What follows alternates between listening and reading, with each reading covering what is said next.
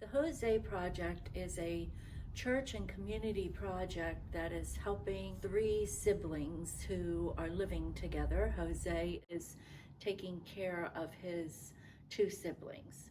So it was started by the teachers at Bermudian Springs High School and filtered down into Trinity. The Jose Project is a project that my congregation got involved with, where we learned more about the kids and their needs.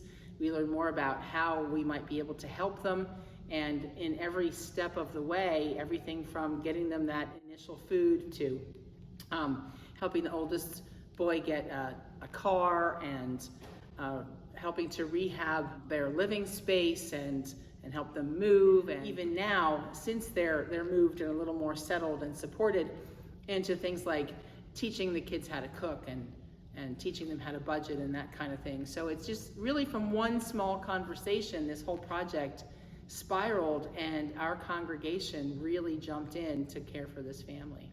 The Jose Project was refurbishing a rundown, dilapidated trailer. That's how I got involved, was basically when it came down to finding a place and fixing a place. So Jose Project to me was the trailer, but it was just me concentrating on trying to supply a safe, comfortable place for them to live. I am Susan McCarthy, and I am the pastor of Trinity Lutheran Church. My spot was in that initial conversation, and then in other conversations that kind of spiraled, I was part of all of them. My name is Donna LaRue, and I am involved because I am one of the co-chairs of Mission in Motion at Trinity Lutheran Church in East Berlin. Yes, you would say I'm the coordinator of the project for Trinity. I'm Jay. I guess first got involved when there was that Zoom meeting with the Mission in Motion, and that's when I first heard about it. I'm Bob King. My role more so was keep the communication lines open with the volunteers, get the volunteers, do that kind of thing, support Jay and the efforts of running the project. My name is Lori King, and I started helping once these ladies were introduced to the situation and the family of need. I connected them with Trinity. I'm Tori Berwager. I'm Eagles Academy teacher, and he was kind of brought to us in our classroom the one day, and we just kind of started from there. I'm Holly Wallen. I'm the Eagles Academy site coordinator, and like Tori said, our guidance counselor, Mitch Nace, brought Jose over to us because he wasn't on track to graduate, and so we kind of all just got started right from there. I'm Shelley Moore, and I am a mentor in Eagles Academy, and I worked with these lovely ladies this year, the last 2 years, and that's how I'm involved.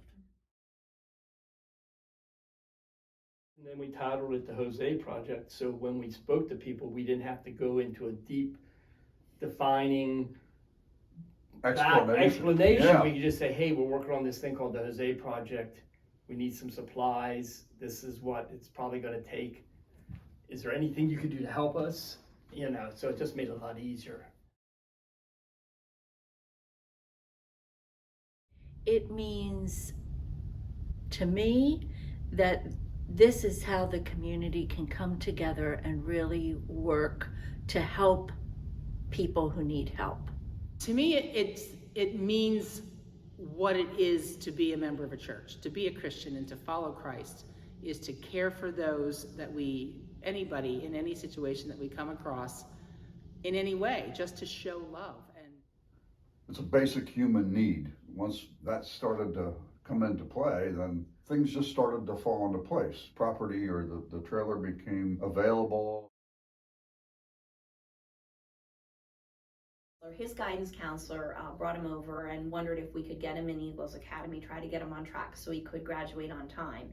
And as soon as we heard the story, Shelley and Tori kind of stepped right up, and while I sat down and spent a day with him working and trying to get him back on track and get a schedule set up for him, which we were able to do, we all put some money in, and they went grocery shopping, and they got him clothes, and it just kind of started from there. When I found out about the student, the family in need, and they shared that there were such big needs and they weren't sure where to start. And Trinity has worked with Bermudian Springs Elementary School for as long as I can remember with their Angel Tree Project. And they shared with me, my mother-in-law, Deb King, and my father-in-law, Bob King, are very active here, and they shared with me that they were looking for a bigger project, something to get involved with the community. So I thought this might be a good fit.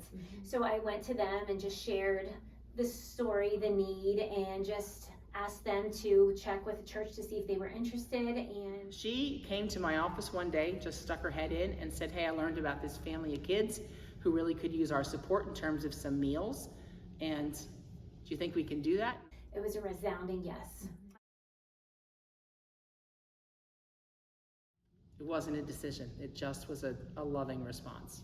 The project came to us. Yeah. That's what it just Yeah. happened. He was brought to us, and we never really, when he came to us, well, how do we get him through today? And then we're like, oh, let's get him some food for the weekend. How can we help set him up? And then They didn't Just- have Christmas, so let's get Right. them some gifts. and then a job, and then everything car. just the license. They were just we needed, okay, what can we help him? Because the goal was for him to kind of be more self-sufficient, to Yes. take care of his family. I just think the need was there. It was the first time, I guess, we got to start and finish a project. A lot of times our mission trips were in halfway in between, or at the beginning, or maybe right at the end. And I think it was fulfilling to actually go in at first and look at this thing and then say, okay, what can it be done? And can it be done? Then to be able to start it, work on it, and finally, finish it by crossing all the T's and dotting the I's. I think that was really fulfilling. Taking it from end to end. It started with food, really. Yeah. It Like- did, because then also Trinity works with the food bank, and so the people at Trinity helped me to sign the family up for food bank services, and then we started transporting once a month the food to him. And So it began by knowing that there was an old trailer that could be rehabbed for the 3 siblings to live in. And Trinity's Mission in Motion had been involved in similar projects, so they were sort of used to doing this kind of work. We just designated originally $1,000 from the Mission in Motion project to start with the trailer rehab. Then people went to look at the trailer, and it was in worse shape than we thought. But it was a good opportunity for these 3 siblings to live someplace that was low in rent. The guys at Trinity said, oh, we can do this. And so we started. We went and looked at it, and I shook my head and said, nah. Jay says, now wait a minute, Bob, let's look beneath the surface. When we did that, and Jay's experience in doing this before is really what, guided us through that. He said, if the structure's good, we can do this. A real human need. And there weren't many options. There weren't many options. That's right. So we had to make it work. We had to make it work. Because we actually started the first day of work March 22nd. Okay. We actually finished it up on the 14th of July. Yeah. And, we ran into supply chain issues and stuff like that. The team we had overcome anything. Yeah. There wasn't anything that couldn't be done. We had roughly 20 volunteers. We had just on the site itself, over 1,200 man hours on site. That doesn't account the untold hours that, Jay and a lot of other people, Jay and Leon and Earl and everybody that worked on a project was devoting time preparing materials lists, ordering materials, getting it, and stuff like that. Because of the crowded space, a lot of stuff we tried to do off-site. Well, like you redid those cabinets at your garage. Right, yeah. Leon, we had to fabricate stuff because we couldn't buy stuff because it was a tight fit. So I would cut the sheet metal and Leon would bend it, and like the windows finishings, that was all cut, prepared off-site. So when we got there, We had to work with a room restraint, Yeah. a restriction. It was really a tight area, so we couldn't keep our supplies there. I think it went really well for what it could, for completely changing the interior. Yeah. It was really. So this ministry has grown much more than fixing a trailer for them to live in, although that was a tremendous project and really a wonderful thing. These three siblings are so happy to be living there. It's all brand new, it's clean, they have everything they need. But then you also learn that they need more help with things. They need to learn how to cook. They need to learn how to manage their money. They need to learn about scheduling. And so it's continuing in a more of a family ministry than. Well, to see the smile on their face when they showed me the trailer, or even way back in the first day when we took them coats and food, like they, were so appreciative and just always very thankful for everything that we've ever done. With everyone, they've been so grateful, and they thank people and they chip in to help, and so you know that you've made a difference with somebody that's going to take what we've helped them to accomplish and do even more with it. Well, I've really developed a relationship with these three siblings. I see them quite often, and I will tell you, it's been a gift to me. As any time that you do any volunteer work and help someone else, it really becomes a gift to you also. They have a safe place to live. We've demonstrated that there is good in this world. I think we gave them a better chance, and what I like about the project is it's still going on. The trailer was just a part of it. Now there's people connected to them, helping them, teaching them how to cook. We as a community, not just Trinity, but the whole neighborhood around this family and within the school district really has drawn together with the same goal, to support and really help these kids become healthy and stable and live sustainable lives to be able to care for themselves. I think the project itself just developed community within us. I think the group of men were with each other every day and became very close and involved in that project. And then within the church itself, every Sunday there would be announcements about what's going on with the José Project. And so people started to volunteer to cook meals for these three siblings before they got in the trailer. So we wanted to make sure they were fed. Then we wanted to make sure that they had all the materials and the supplies that they needed when they moved in. All of that creates a sense of community because everybody's signing up. Okay, I'll cook a meal. I'll get the sheets for the bed. I'll get this. And we had quilts that were made by Trinity and they're on the beds. It's just helping one another, and in a group volunteering to help really creates a sense of community. I think Trinity would be willing to take on another ministry. I think we really felt a strong sense of community with this, that we were really helping somebody local. Knowing that 1,200 hours sounds like a lot of work, but they were there all the time. And there were several others who were there a lot, but they truly gave up their yard work, their housework, their projects. They gave up their summer to make sure these children got in that home. I'd just like to thank all the people that helped. Yeah, I would say the same thing. There's just so many people that have been involved in this project. It's just great to see the community come together to help these people out. It's a wonderful gift to do something like this. It's a gift to the people who are volunteering. It's a gift to the people who need it.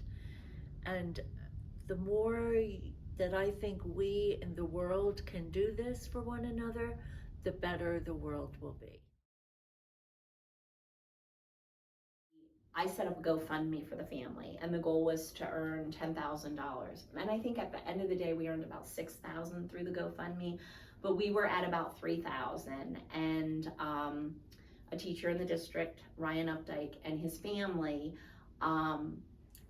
they took the money that we had, the $3,000, and they matched the donation and took us up to $6,000. And we were like all of us were we were like, oh my God, you know. And so and that was Bob Updike and Ryan Updike, and just so kind to do that. Yeah, Diana Dangler. They all put money in and matched what we had, and like that was a big wow moment. But there were a lot, like the church donated the washing machine and dryer, and then still today we're getting donations on the GoFundMe. Like just a couple weeks ago, I sent more thank you notes out. So people still see and are donating. It's amazing. For me, the generosity surprised me, though. It's still surprising me. We started talking about moving the water meter, and because the water meter previously was inside the trailer, and we lost a lot of space, and so we decided we were going to put the water meter outside. Well, you know, I've found out where they purchase meter boxes and stuff like that. The cost was completely out of what we had planned. Budget.